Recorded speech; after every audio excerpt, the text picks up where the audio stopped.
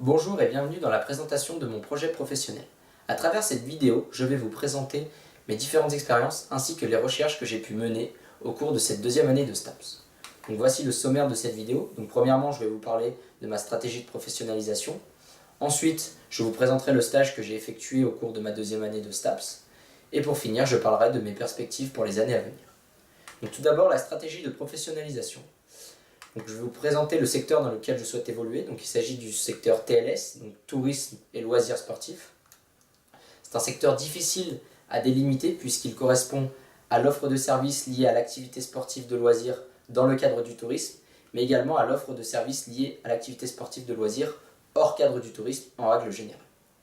Il possède également un champ d'application complexe puisque dans le secteur TLS on retrouve le tourisme sportif, mais également tout ce qui est loisirs en milieu rural, comme les stations de ski, en milieu urbain, salles de remise en forme, ou périurbain, comme les parcours d'acrobranche ou les bases de loisirs. Il y a différentes structures qui sont associées à ce secteur. On retrouve les structures marchandes et non marchandes, ainsi que les organismes touristiques et privés. Pour finir, il y a également différents acteurs institutionnels. On retrouve les acteurs du tourisme, comme les collectivités locales, les acteurs marchands liés au tourisme, comme par exemple les agences de voyage, et pour finir, les acteurs marchands et non marchands liés aux activités physiques et sportives de loisirs. Je vais un peu parler du marché français. Donc il faut savoir qu'en termes d'emploi, c'est l'Île-de-France qui emploie le plus en termes de tourisme. Et il faut savoir que le marché français dans le secteur du TLS, il est en pleine expansion due à la massification des pratiques, mais également à l'augmentation des départs en vacances. Je vais vous présenter le poste que je vise. Donc il s'agit de celui de directeur d'équipement de loisirs sportifs. Donc que fait cette personne? Donc cette personne, elle gère une structure qui a pour vocation de permettre à un public de se détendre, de s'amuser ou de pratiquer une activité physique au sein d'un complexe. Quelles sont les qualités nécessaires pour exercer ce poste? Donc il faut déjà qu'il ait une polyvalence dans les domaines de compétences comme la communication, le marketing et le commercial, mais également il doit faire preuve d'organisation, de rigueur, de leadership et avoir le sens des responsabilités afin de fédérer les équipes pour augmenter la performance de la structure. Donc pour finir sur cette première partie, je vais vous présenter les différentes formations qui permettent d'accéder au poste de directeur d'équipement de loisirs sportifs. Donc la plus reconnue, c'est le Master STAPS, donc MOS, Management des organisations sportives. Même si avec une licence STAPS, option management bien sûr, on peut accéder à ce type d'emploi, mais le chemin risque d'être un petit peu plus compliqué et l'accession également. Pour exercer ce type d'emploi, on peut également partir sur des écoles de commerce ou de gestion ou des écoles de management du sport. Enfin, pour finir, on peut également accéder au poste de directeur d'équipement sportif et de loisirs avec un bac+3 ou un bac+5 dans les domaines de l'hôtellerie ou du tourisme, par exemple. A noter qu'il est important lorsque l'on est étudiant de bien choisir ses stages afin qu'ils soient conformes à nos ambitions et à nos attentes pour engranger un maximum de bonnes expériences et ainsi permettre une professionnalisation plus rapide et plus facile. Il y a également une petite spécificité, si l'on souhaite travailler dans la fonction publique, il faudra passer un concours pour pouvoir exercer la profession. Et le salaire d'un débutant est entre 1500 et 2000 euros. À présent, je vais vous présenter le stage que j'ai effectué dans le cadre de l'UE pratique de l'intervention management. Donc moi j'ai effectué mon stage au sein de l'ASM, donc qui est une association loi 1901, donc qui correspond à l'association sportive et culturelle de Myonnais.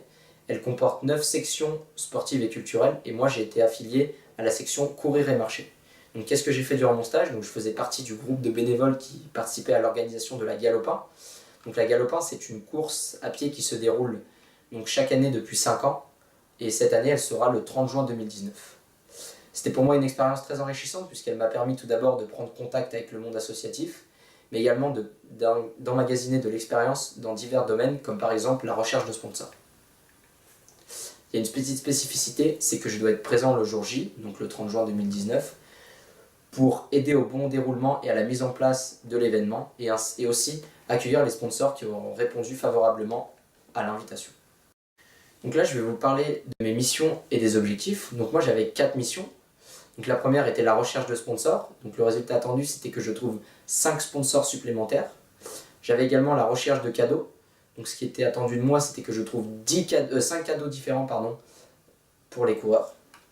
J'avais également comme mission la mise à jour de la base de données afin de pouvoir recommuniquer avec les coureurs à la suite de la course, une fois que l'événement serait passé. et je devais également organiser le plan de distribution des flyers, donc afin de faire le maximum de pubs pour notre événement. Je vais à présent analyser ma performance donc sur chacune des missions que j'avais à réaliser. Donc tout d'abord sur la mission numéro 1, donc, qui était la recherche de sponsors, on me demandait de trouver 5 sponsors supplémentaires, j'en ai trouvé 13, donc on peut dire que j'ai entièrement rempli ma part du contrat.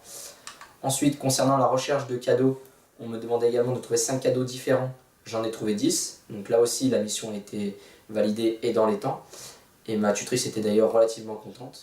Cependant, concernant la mission numéro 3, donc, qui était la mise à jour de la base de données, après discussion avec ma tutrice, nous avons décidé d'annuler la mission, puisque nous étions bloqués par la loi RGPD de mai 2018, qui nous empêchait de conserver les données perso des coureurs.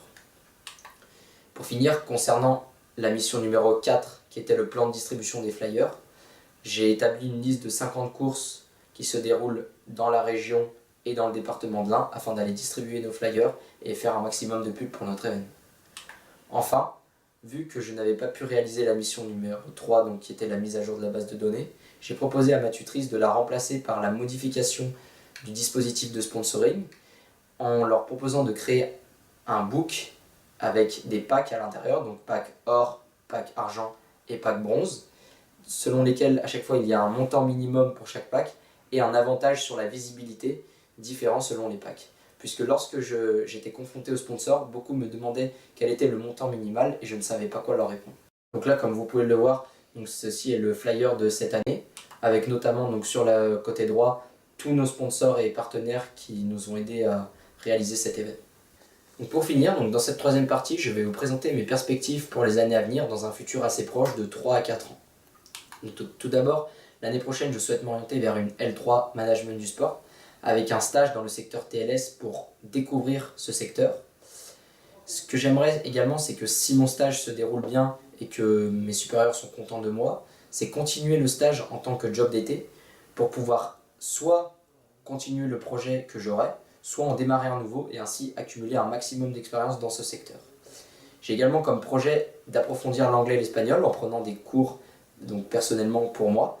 Donc, par exemple, des cours sur le premier semestre d'anglais et sur le deuxième semestre d'espagnol. Ensuite, j'aimerais faire un master en 2 ans, donc master 1 et master 2, MOS, Management des organisations sportives. Donc, toujours dans le secteur TLS si celui-ci me convient et que tout se passe bien. Et j'aimerais également effectuer, donc je ne sais pas encore si je le ferai sur le master 1 ou le master 2, mais un stage ou des études à l'étranger afin d'avoir un avantage concurrentiel et d'être embauché plus facilement dans ce que je veux à la fin de mes études. Donc mes objectifs pour les années à venir, donc 2019 à 2022, sont d'accumuler un maximum d'expérience à travers les stages, de m'informer un maximum sur le secteur et sur les spécificités pour être bien au courant et être bien clair sur les différents avantages et inconvénients des métiers dans ce secteur, également de provoquer et de saisir les opportunités et aussi approfondir anglais et espagnol pour être bilingue, voire trilingue à la fin de mes études.